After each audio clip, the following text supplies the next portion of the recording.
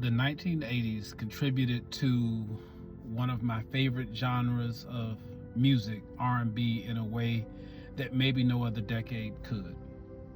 With legendary singers like Michael Jackson and Whitney Houston, Janet Jackson, and my favorite, Prince, the music was at an all-time high.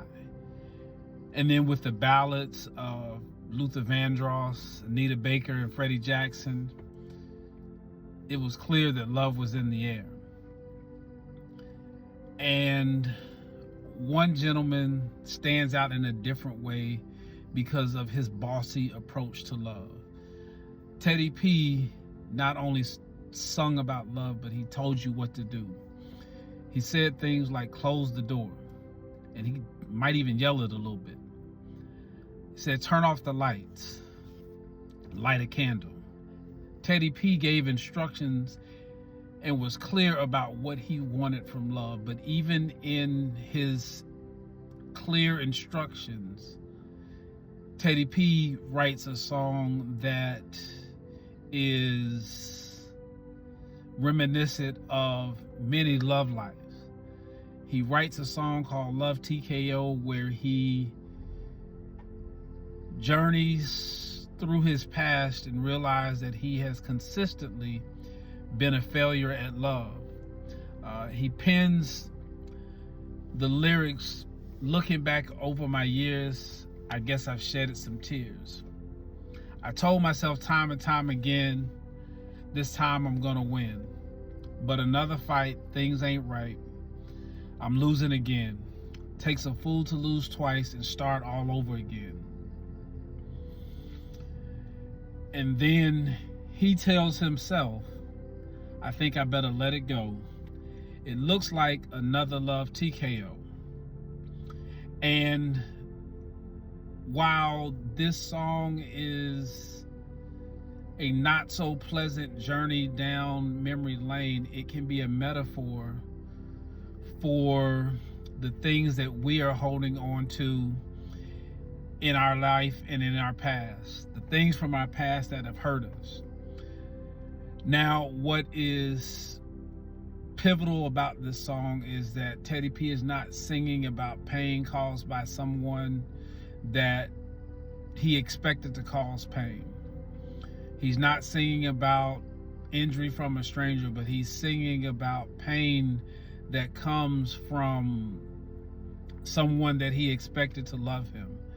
And in the foundational text of 1 Samuel 24, we see David in a situation where he has been chased, he has been abused by someone that he expected to love him. David left home to go to the palace, and in the palace he expected to be prepared to be the potentate of Israel, but instead he finds himself on the run even after being given Saul's daughter. And now, after years of running from Saul, he finds himself in a position where he has finally gotten the better of Saul. And David's men suggest to him that this would be the perfect time to end this whole situation with Saul. And I don't have a lot of time to bother it. I don't have a lot of time to stay here, but I do think it's important to realize that David had some friends, some people in his life who did not play about him. And it's important that you maintain people in your life who don't play about you. And while David says, I'm not going to touch the anointed, I'm not going to harm him, his people are ready to do violence on his behalf. And I'll stop right here just to let you, or to remind you, that it's important to have people who are ready to do spiritual violence on your behalf, people who are ready to go to war on your behalf. David takes a piece of Saul's garment just for proof, to let him know, hey, I was here and I could have hurt you. And then he calls out to Saul to make sure that Saul understands, hey, I don't have a problem with you, you have a problem with me. Saul apologizes, but they both go their separate ways. And in chapter 26 of 1 Samuel, we find David on the run again from Saul and in a very similar situation.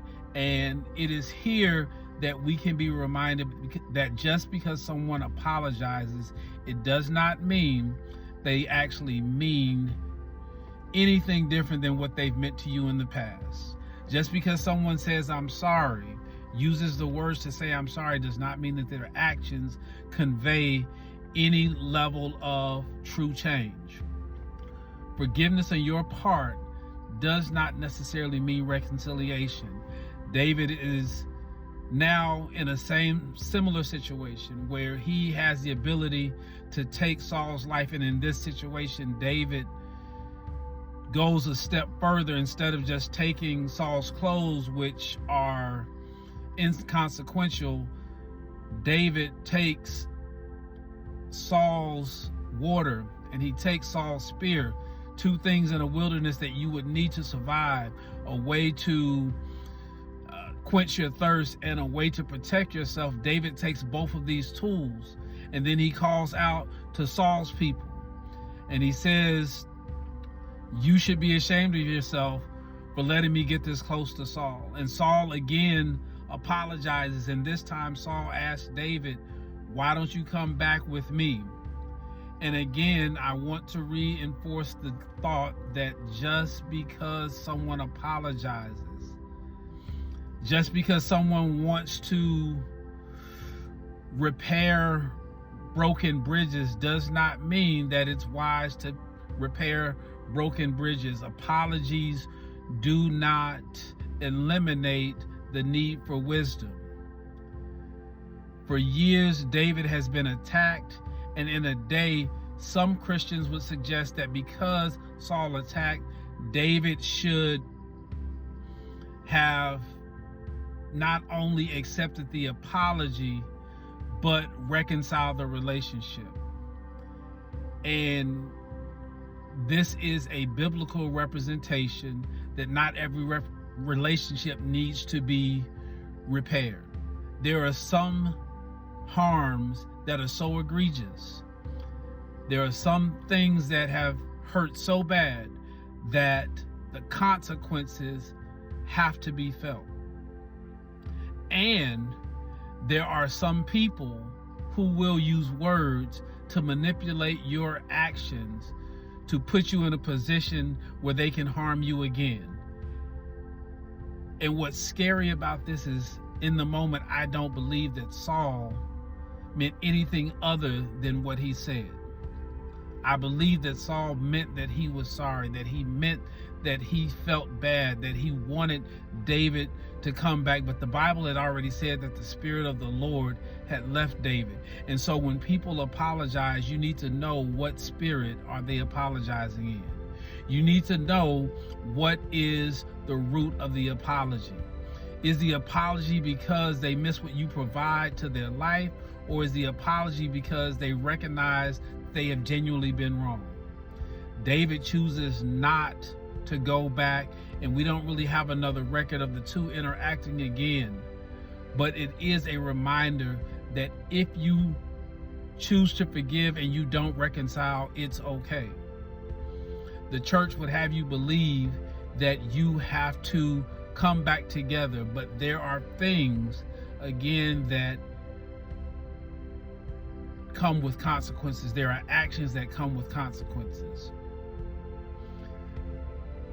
The lesson today is found in the song, I think you have to let it go. And I want all of us to think about what it is that we've been holding on to, whether it's a hurt from a family member, whether it's a hurt from a past love, whether it's a hurt from a church or organization that has begun to affect not only us in our present, but it's also shown implications in our future. There's a book, and it's entitled Forgiving What You Can't Forget. and it's written by Lisa Turkers. And she makes this statement: it is necessary for you not to let pain rewrite your memories, and it's absolutely necessary for you not to let pain ruin your future. I don't know what it is, and I don't have to know, but you know that thing that has held you back, you know that thing that has caused you so much pain years after the actual incident. And today I'm suggesting that you release the responsibility of recompense and revenge to God. He promises that vengeance is his, not just from the threat of repaying what is owed, but also the responsibility of carrying the weight that vengeance needs to happen. More often than not, we will never find ourselves in the position that David found himself in, where he was able to take vengeance and chose not to. More often than not, we will never get the opportunity to respond the way that David responded, or to even choose to make that decision. And so, because we often don't get the opportunity to choose to take the revenge or not, God says, don't even worry about it. The vengeance is mine. Let that be my responsibility. Today, as we fast and we pray, as we seek God, I'm asking that God will help us to let it go, to exhale this need to get revenge, to heal our broken hearts, and to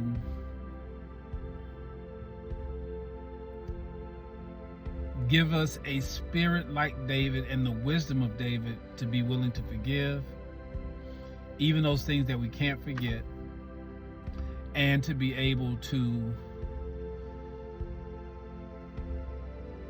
know those things or know those situations that we do not need to repair. That forgiveness is difficult. It may even be humanly impossible. So, as always, I expect a miracle.